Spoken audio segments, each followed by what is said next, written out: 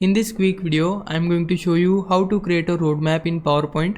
First of all, open PowerPoint in your computer and on the home page, we need to click on new, and here you will find multiple types of templates which you can use for your presentation. So we want roadmap presentation, so that's why we need to search here roadmap and then hit enter on your keyboard. Now it will load all of the roadmap presets you can use for your presentation. So let's say I like this one, or this one also looks good, so we just need to select it.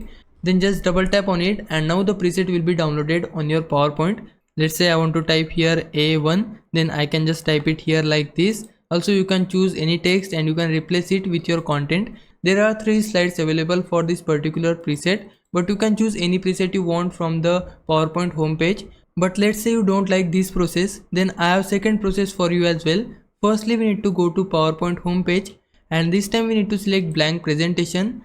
So let me just get rid of this text here, and now we need to add a roadmap here. To do that, we need to go to the insert tab from this ribbon. Under it, choose SmartArt and then it will open this window. From here you can choose any SmartArt you want. So let's say I like this one, then I can select it and you can see the preview screen here. If you want it to particularly for a process or for a roadmap, then we can filter it to process, and from here you will see all of the process smart arts. So let's say I like this one, then I need to select it and you can see the preview here. I need to hit OK and then the smart art will be added on your slide. We can change the text to whatever we want. So I want to make it A1, and now to completely change the smart art, we need to select the smart art first, then go to smart art designs, and under it you will see couple of designs here.